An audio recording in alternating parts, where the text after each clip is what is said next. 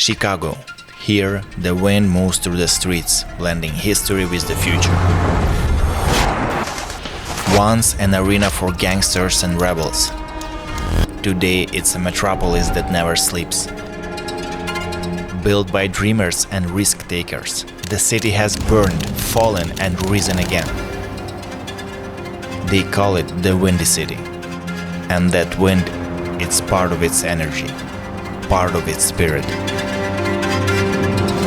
This is Costa Stories channel. Today we will tell you about Chicago, at least we'll try. We will briefly show you the best places to relax, tell you where to drink great coffee and what Chicago lives by today. Well then, let's begin with... Imagine this, on the place where the modern Chicago stands today, wild garlic once grew, and the local Miami, Illinois Indians, who lived in the territory of the modern state, called this place Chicago, meaning a place where garlic grows on its own. Later, French explorers, paddling their canoes while searching for a route to the Mississippi River, accidentally came across this place. They smelled the aroma and said, "Oh, let's call this place Chicago and start selling fur here." After that, other Europeans saw that the French were doing great and said, "We want to be in this business too." They began building the city and everything was doing well. Till 1871, a cow decided to have some fun and kicked over a lantern, causing the Great Chicago Fire. So after Chicago burned in 1871, the city looked like a huge pile of ash and destroyed buildings. And water tower, the only iconic building that survived. And right here, where everyone thought, well, shall we start all over again? An interesting idea appeared. Someone, maybe even holding a cup of coffee, said, what if we make buildings not from wood, but from metal? and make them tall. And everyone was like, why not? So architect took metal and began building the first skyscrapers standing on steel structures. But everything wasn't that perfect. Another obstacle was waiting for them. In 1900, Chicago, because of rapid construction and development, became so dirty that due to polluted water in Lake Michigan, about 1,500 people per year died from cholera alone. All the sewage water simply flowed into the lake, and it was not great, especially for high-ranking people of mafiosi who lived along the river and lake. And maybe someone standing on their balcony called the government and said, "Sir, I can't drink my coffee like this." So engineers were told, "Okay, we need to fix this." They reversed the river's direction and the pollution went west, toward Missouri. That's how they decided that if the problem isn't here anymore, then it's no longer a problem. But another, bigger problem appeared. How do we remove all this waste? Where do we run pipelines? And that's when architects said, "Let's raise the entire city and build a sewer system underneath." Chicago, having survived fire and pollution, thanks to innovation, became a center of architecture and engineering, showing how challenges can become a driving force for development. Standing here, it's hard to believe that not a long time people were figuring out how to reverse the river, and now it's simply a massive city that, holds itself together quite well. Today, Chicago is the third largest city in the US after New York and Los Angeles, with a population of about 2.8 million people. If you include surrounding areas, more than 9 million people live here. Chicago is also one of the largest transportation hubs in the US, where major highways, railroads, and air routes intersect. Also, O'Hare Airport is one of the busiest in the world. Here in 1885, the first steel frame skyscraper in the world, the Home Insurance Building, was built, and Willis Tower was once the tallest building in the world and held that title for 25 years. Chicago is the birthplace of McDonald's. Although the first restaurant opened in California, the franchise began right here. Chicago also has the second largest metro system in the United States. The so-called Chicago L elevated train is one of the oldest and longest metro system in the US. And on top of that, it runs above ground, making it unique and allowing you to enjoy the city views while sitting inside.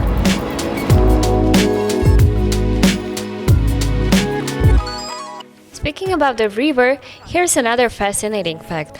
In 1962, Chicago plumbers added special dye to the river to track pollution leaks. They noticed it turned the water bright green, and that inspired the idea to make it part of St. Patrick's Day celebration, since the green color is the color of Ireland. And this dye is not harmful to the ecosystem. You can notice that the water isn't green right now. It usually stays green for about a week, and of course we couldn't leave you without these shots. Then, enjoy!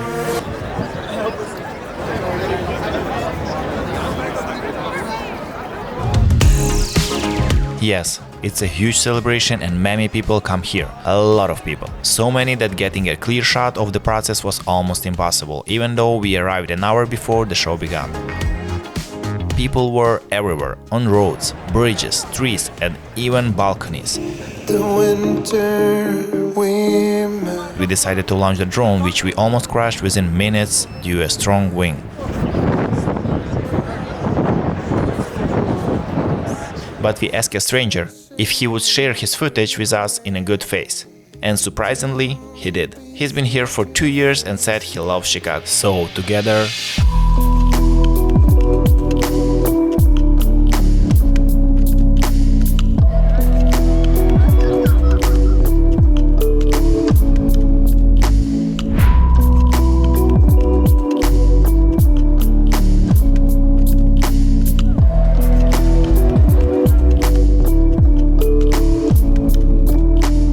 And of course, every big event in the US happens under police supervision. They were in the cars, on boats, and even on bicycles, so people could feel safe. Most of visitors were dressed in green clothes and wearing St. Patrick's Day accessories. Some were filming everything, some were shouting, some were just sitting and relaxing, and others just simply enjoying the moment. All of this takes place along the river walk. It's a very American-style downtown place. People come here for morning runs, walk their dogs, coffee breaks, or dinner at local restaurants. You can sit here and enjoy the view of the river crossed by 18 bridges.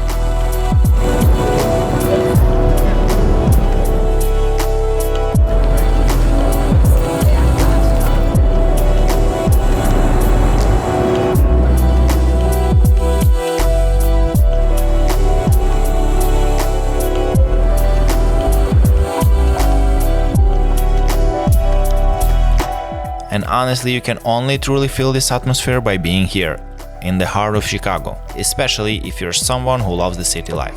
If that's you, Chicago is for you.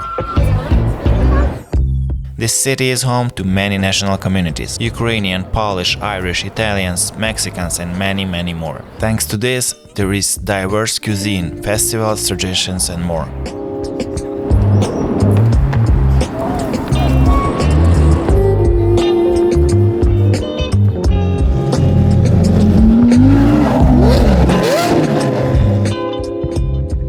And another special feature of Chicago is architecture.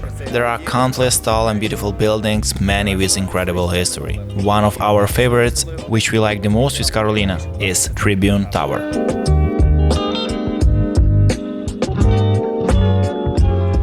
And you know, this building is special not only because it looks incredibly beautiful from the outside, but makes it unique is the fact that its facade contains fragments from the different places around the world, including Egyptian pyramids, the Great Wall of China, the Taj Mahal in India, and many other historic sites. Also, such iconic buildings are located here as the Wrigley Building, Marina City, also known as the Corn Cob Towers, where the parking is located on the first 19 floors and the apartments are above, and even a building that looks like it's floating in the air. Illinois is somewhere around 16th place in ranking of the states list, but is still considering one of the better states to live in. Why is that? First of all, there are a large number of businesses located here and accordingly a large number of job opportunities, which is very important for Americans. Secondly, real estate prices compared to major cities like New York or Los Angeles, where prices start at $1 million, are relatively affordable. And that's not the only advantage of Chicago. There is a good public transportation here, prestigious universities and high level of healthcare, and in general, Chicago is clean. All of this is because Chicago is one of few American cities that has a system of service alleys between buildings, which allow garbage to be collected away from the main streets. There are not that many homeless people here, and overall, everything in fairly good condition. While we were walking through the streets, a stranger approached to us, asked what we are doing, and decided to share his thoughts about Chicago. Hi, I came from Tanzania, East Africa country, the Mount Kilimanjaro, the Serengeti, and I'm here in Chicago. I like so much Chicago, it's so beautiful, the buildings, the people, the weather here. Yeah. Right now we are moving along one of the main streets of Chicago, and it's also called North Michigan Avenue or the Magnificent Mile.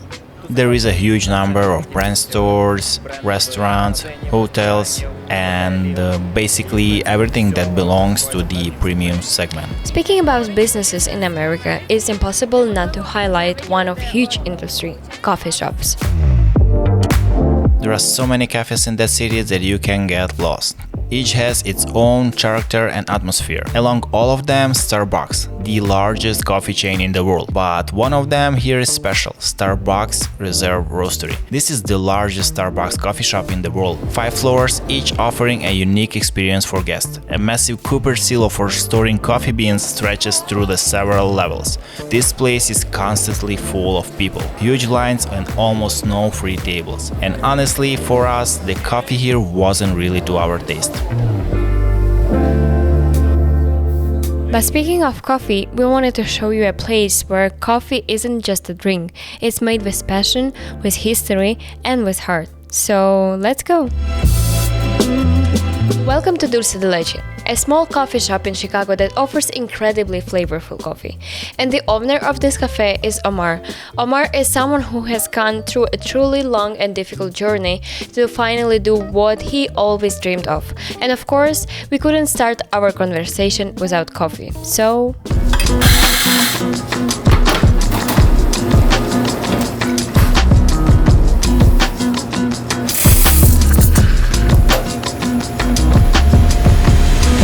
That's much better. So let's listen to his story. All right. Probably the first question that I want to ask you is like, how did you end up in Chicago? So, like I say, I was 16 years old. I crossed the border from Agua Prieta to Douglas. So I remember it was in the middle of the night, it was crossed like a big river. And then I was just carrying in a small bag, walking for like 4 to 5 hours from Agua Prieta to Douglas. They take us to like an abandoned house. And then from there, they put us in a car, and a trunk car from Douglas to Phoenix. And then we was spending there like maybe a couple days. They put us again in the trunk, all the way from Phoenix to Chicago. So 2 days they take us. I don't know, it was kind of like, it was young, kind of like an adventure at the same time. I didn't know what to expect with, no English. When was it like? How many years ago? I think it was 98, around 98. There, 98, 2000. Oh wow, so it's like 25 years ago, 27 basically. Years ago. Yeah, so it's a long time. Yeah. When I first tried that coffee, I was like, it's gotta be the best coffee in the town.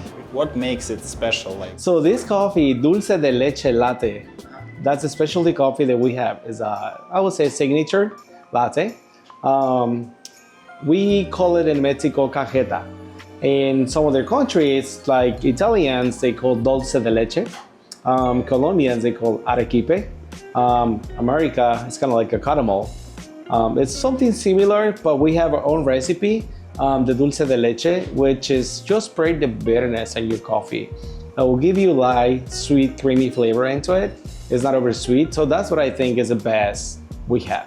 It's a perfect balance between sweetness and bitterness and a coffee. I can definitely see. So, I have one more question. You said that you're doing that business with your brother in here, and how did you split the work? Like, it's pretty interesting because I pretty much you can't see your brother, but you can always see you. See me, right? I know. So we start our first business. It's an Albany Park. Now it's owned by 2 of my siblings. Jackie and Fer, they own Dulce de Leche Café. So that was the first coffee shop we did open in Chicago at Albany Park. It's at the 3441 West Lawrence in Chicago. 2020, during the pandemic. Literally, we was building it for 7 months. Once we get the license, everything got shut down in Chicago. So there was nobody outside. Everyone's in the house, scared. We were sitting there from 6 in the morning to 6 p.m. with no sales. I remember when they give you as a license, and I told to my brothers, hey, we need to open without the license. They say, no, how are we gonna do that? I say, well, we need to do it. We did it. We wait for the license. By that time, it was only $150 in my wallet. Nothing else. No job, no savings. Everything was shut down. It was $150 in my pocket. We did it. Everyone just put $100 on the table and we started running the business. Right now, Dulce de Leche is already 5 years been running. And then after 2 years, I decided to get independent. So I opened Dulce de Leche Cafecito. Why Dulce de Leche Cafecito? Because it's smaller. So I was dividing like Dulce de Leche Cafe 2 or something like that, but I didn't like it. So I ended up deciding to put Dulce de Leche Cafecito because it's smaller. My brother Gerardo, who's the chef from Dulce de Leche Café, my aunt, and then also he had food truck. The name is Dulce de Leche Cafecito Mobile. So we call it, it's a family business, same concept, different owners, different menus, same vibes. But it's still good coffee and everything. Yes, I mean, yes. so it's a big and hard journey that you get from that point, like 25 years ago, and for here. And I know there is a lot of people coming from different countries right now in the United States, and they starting businesses, they failing businesses. Do you have some advices for them, like what to do to be like successful? You have to see your dream as big as you can. Even if for me it's like a cafecito, for me it's the biggest of the world. So I think when you believe in what you want and what you do, it matters a lot. So please, I recommend you follow your dreams, fight for it. Don't give up and don't be afraid. Don't be afraid. If you fail, we can redo it again. I have something that I always say in español. Todo problema tiene solución. Y si no tiene solución, no es problema. But it means every single problem has a solution. If it doesn't have a solution, and then it's not a problem. Thank you, Omar. Thanks a welcome. lot. Thanks for having us, and thanks for telling this story. It's pretty like exciting. I'm so happy to hear it, and so happy to be in here and try that coffee. So, thank you so much. I really appreciate it, guys, that you come in. Please, if you have the time, stop by Dulce de Leche Cafecito. It's at 4054 Northwestern Avenue, donde nosotros preparamos puro café y comida chingona. After hearing his story, honestly, Karolina and I were deeply impressed, and we would like to wish everyone the same persistence that Omar has. And we move on.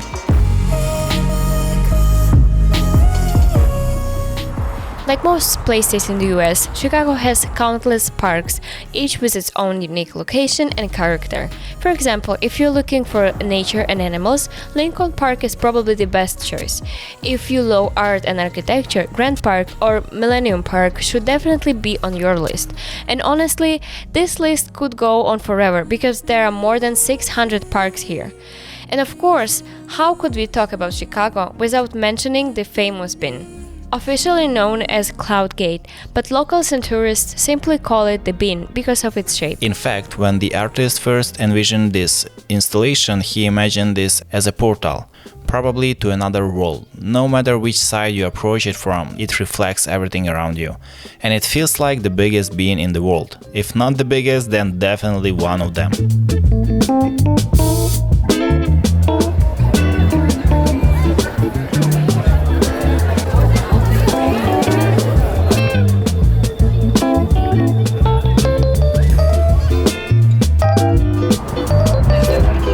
Right next to the famous bean, immediately besides it, stands no less famous Pritzker Pavilion, which is famous by its metal construction, the instinctive acoustics, and was built relatively recently in 2004. But yeah, let's move. But even greater gem of Chicago is the Lake Michigan. Lake Michigan is one of the 5 Great Lakes located in North America, and it's only one that lies entirely within the territory of the United States. Here people take sunbaths, swim, play games on the beach and spend their free time. But not in early spring, because even in the summer the temperature of the Lake Michigan usually remains cold due to its great depths. Moving south from the parks, you can find the Field Museum. This is a huge museum where you can see Sioux, the largest and the best preserved Tyrannosaurus rex skeleton in the world. Next, the Art Institute of Chicago. Here is kept American Gothic, as well as one of the largest collections of Monet's works in America. Even further south is one of the oldest Chinatowns in US, founded at the beginning of 20th century and the place where the annual Chinese New Year parade with dragons dances take place. Chinatown is a paradise for lovers of Chinese food. There are many small shops, restaurants and everything authentically Chinese, and especially dim sum. These are traditional Chinese snacks and we never tried them before.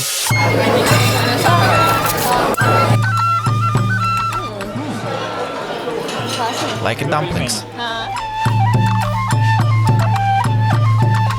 Kind of boiled greens. Honestly, I underestimate this cuisine, but it's really very tasty. It's kind of like bread pudding. There is some custard cream inside. By the way, talking about the price, the total cost of these two items is around $7, so they're hardly a full meal, more like something to snack on. You'll probably need a few of them, at least 3 or 4 plus soup. One dinner like this would come around $50 top, not more than 50. How would you rate it? I would say 7. I'll give it solid 6.5 to 7. Definitely tasty and relatively affordable. And just like that, this evening is coming to an end. There is no way to show everything in a single day. I guess we'll see each other tomorrow. And in the southern part of Chicago, there is another place that truly captured our attention, University of Chicago.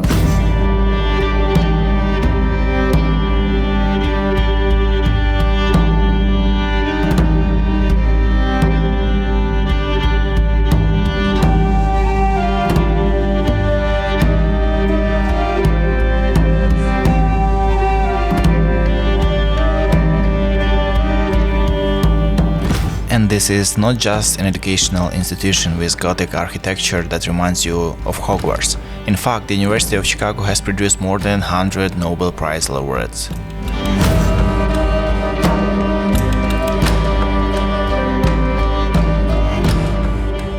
Some of these iconic locations can actually be rented as banquet halls or venues, as people usually call them in the US. For example, the Field Museum can cost around $30,000 to rent. The Art Institute may range anywhere from $10,000 to $25,000. You can even rent the certain libraries in Chicago for around $7,000. Some spaces on the university campus itself are also available for the ceremonies, with prices starting roughly between $3,000 and $10,000.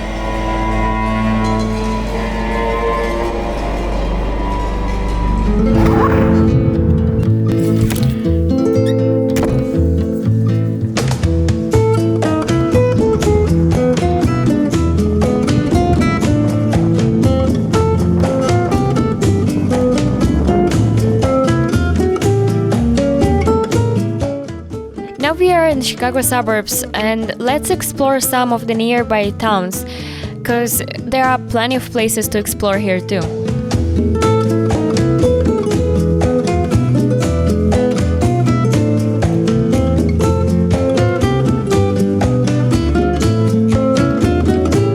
And of course, we couldn't miss the famous house where the iconic scenes from Home Alone with Kevin McAllister were filmed.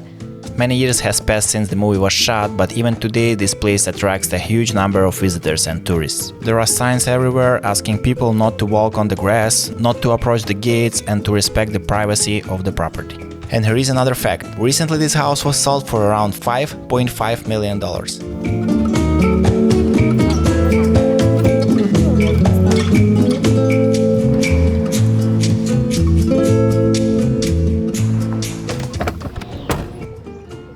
The Bahá'í House of Worship in Wilmette is the first and oldest Bahá'í Temple in North America. Its construction lasted more than 50 years. The location near Lake Michigan was chosen intentionally because in many cultures, water symbolizes knowledge, renewal, and purity. And its scale is truly breathtaking. Just step back. This is incredible. How big is architecture masterpiece.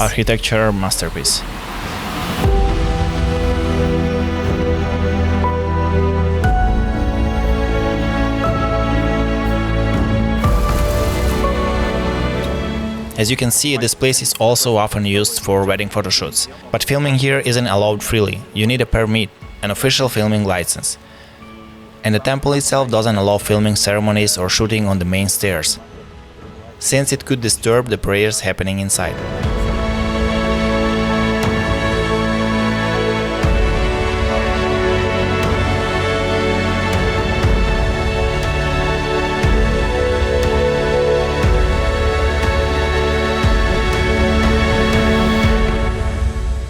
and now we would like to show you another cool spot nearby.